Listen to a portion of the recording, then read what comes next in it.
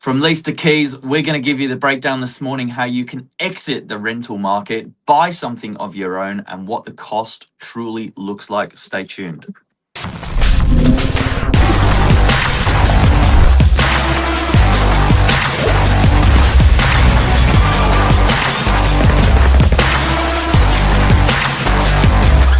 I'm the ringleader, so listen up. Good morning. You're mute. Please unmute. How are ya? Yeah, excited to be on this topic this morning. I feel like Yeah, this I is love up these your alley. topics. Hey, Yeah, passionate. I had someone quiz me on the weekend at an open home about this. He's like, "Wow, you're yeah, so knowledgeable," and I'm like, I love it though. I love it. I'm passionate about it. This is the price point I work within at my happiest. I think sometimes.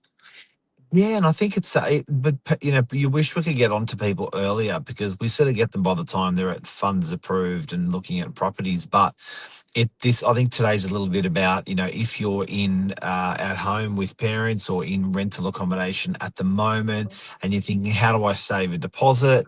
And you're thinking, how do I actually afford a property? And you think, no, I can't do it, but I want to do a holiday, but I want to do this, and I also want to get that thing of the car out of the way. You sort of like keep putting it off, and then the prices keep getting further away from you. Yeah, and just in the last 2 weeks, we've had 3 sales all around that 700. One was at 550,000 on the Northern Beaches Yeah. in DY with parking. So these apartments, they are there, and it's just about getting ready so you can move quickly when they do come up because they're hard to come by. We're going to talk this morning about why on earth would you basically own a property when it costs more than rent each week. What do the true numbers look like? And then we're going to touch on rent vesting as well. Yeah, and I think the concept of it's actually closer than you think. So hard dollars, if you're renting a 1 or 2 bedroom unit with friends, you're probably going to be up how much, Billy? So we're going to give you an example this morning. A studio in DY just sold for 715,000. The rent there would be 700 a week. Really Okay, nice. so let's just take like general person in the marketplace, splashing the cash. You're probably spending 500, maybe $600 on rent. At the moment, you're in somewhere in Sydney CBD. You're in Northern Beaches, whatever. Now, so you're probably dusting about 2.5 grand a month in rent. Yep. Now, if we move that model over to buying, how does that look? The same property. So assuming a lot of these first home buyers are buying with a 5% deposit. So Yeah. you got to remember, guys, you can't have the best of both worlds. You can buy with a 5% deposit, keep a lot of your savings dry, or just scrape together minimal savings altogether. But it will mean your loan repayments are going to be more. If you want to beef up your savings and put a 20% deposit down, your repayment's going to be a lot less. So assuming you're taking a 5% deposit on a loan at interest only rate of 5.9%, and you're borrowing enough to buy this $715,000 studio, the repayments on that are about 900 a week, So $200 more a you're week than rent. yeah, massive. So you're going to be losing 10 grand a year compared Correct. to renting. But Correct. what does capital growth look like on if you own it? Yep. The capital growth, and also I encourage you to look at what rents are going to do in the next 5 years, because the rate at which rates are growing it's compounding twice as much on the capital growth. So you've got the capital growth component here, but you've also got the rental increase, which will be factored in over the next 5 years. And all of a sudden, you want to talk about the market moving away from you. Try catching up here, and then try catching up here. Because if you're going to stay renting, it's really hard to save in the middle. So this is where I'm seeing friends move out of home thinking it's a great idea to get their own place in their 20s, but they haven't sort of saved with mum and dad, or having expenses low, and then they can't catch up because prices are moving away from them, and then also rents are getting more expensive. It's like a double gap. So it's and I think, and to give people an idea of how much we're seeing rents move, a $600-700 a week unit can be as much as $100 in the next year, and then the year after that. So I would say it's done that in the last 2 or 3 years, and I'd say do that in the next 2 or 3 years. So I think you can easily whack on $200 over the next 3 years, if you Yeah. decide to stay in the rental market, and if you decide to buy, that's what you're going to be saving, because you aren't going to be, it's going to be plugging into your mortgage. Yeah. Now, I think I'll come back to this 20% deposit thing, because where I see a lot of people come undone with buying their first place is they think, well, I'm not going to be able to live here forever, so I won't buy this type of asset like a studio. Yeah. It's a typical example. This is a really nice segue going into then the rent vesting, because once you've purchased it, if you're going to be a first home buyer, live there for 12 months within the first year of buying it, you really need to stay there for sort of 3 to 6 months. And then any time after that, you could choose to rent it yourself. And by the time you plug in all the benefits to negative gearing, tax depreciation, the rent coming in, it's almost running net neutral. Then you're freed up to live wherever you want. Yeah. And something also to consider is, what does the capital growth look like? Yeah. So this Like we talked about, I loved what you talked about with rent, making money out of rent because the rent's going to go up. But what does the capital growth look like? If that's like these these couple of studios you sold in the last month, what were they worth 5 years ago or 10 years ago?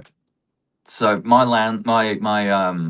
vendor purchased off the plan 2016. Property was finished around sort of 2017. He paid 461,000 for it.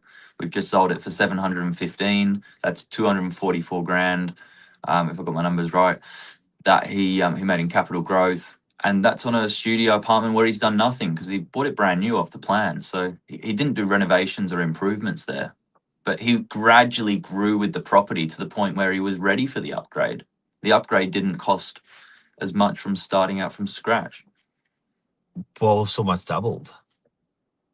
Yeah, so it's exciting.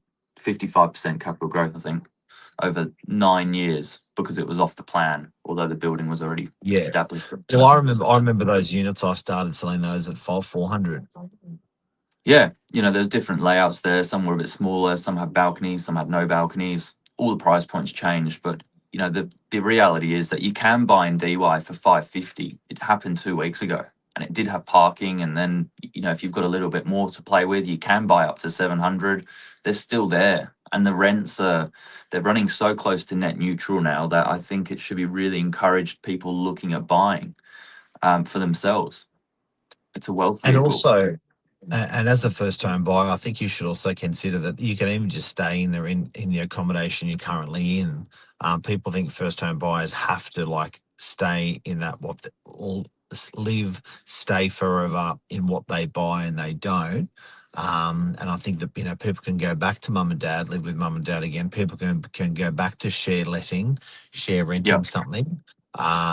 To save money if they've bought. And that's what I think people sometimes don't know that word rent vesting is, but that's what rent vesting is. So yes, you're renting a property with a mate or a partner, but yes, you also own another property that you actually have as an investment property. You're a landlord there. Perfectly okay. You're in the market. You can use your first home buyer grants. Can we talk about that? How much you have to save to get in deposit wise? Because that's exciting.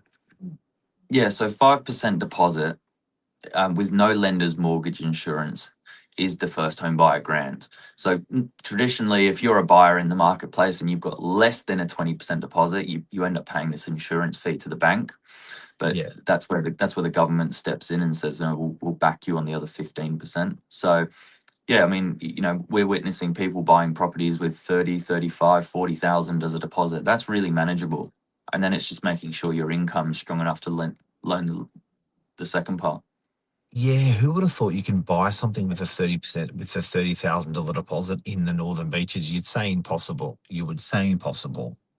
Yep. And then the other confusions people have is that stamp duty. You don't pay that under 800,000, and if you go over the 800 mark slightly, you get a concession prorated rate up to $1 million. So it's not like you lose all your savings; you just chip away at it, and above $1 million, it's market value. So I think the message from today is just get in, but get into a good suburb. Don't just get into Queensland because it was cheap, Melbourne because it was cheap. Get into a really good suburb, and you don't have to be too precious on the type of asset. Whether it's a one bedders are okay, studios are okay. A lot of people are just chasing their beautiful two bedder. It's like, I'm not, until I got a deposit together, I'm going to keep saving, but you don't have to. What's Lisa got to say? What's Lisa got to say? Yes, you can get loans on these. Absolutely. I think there's a big misconception in the marketplace that you can't get loans on small apartments. It's not true. You've just got to be a little bit more savvy with the lender you go to. And sometimes there's, constraints, but you got to just plan ahead and ask the agent what's the experience of past buyers in the building, because quite often it's not the first sale. And pick up the phone. You're a free call. I'm a free call. Don't care where you are in Sydney. Happy to help friends, family, clients. Doesn't matter who you are. Don't think you're wasting our time if you're not doing a deal and buying with us. Wherever you are, happy to help. Or Google Novak Properties First Home YouTube, and you'll see we've done probably about 30 videos on first home buyers, and self-educate yourself there. Absolutely. And finishing comments, I think that from my what I've witnessed so far is it's these small properties that are actually the most sort of flexible and manageable. You can do all different things with them. You can live in them for a bit, rent them for a bit, So I think actually moving into the 2-bedroom space straight up, it's a bigger anchor. I think it will stop you doing your holidays a little bit more because you stretch so much further. I think it will stop you from doing your new car. So I think start small, but it's a good starting point. Just get in, and look, always, again, feel free to call us. There you go. Thanks, Billy Bob. Everyone, have a great week. Bye. See ya. Bye.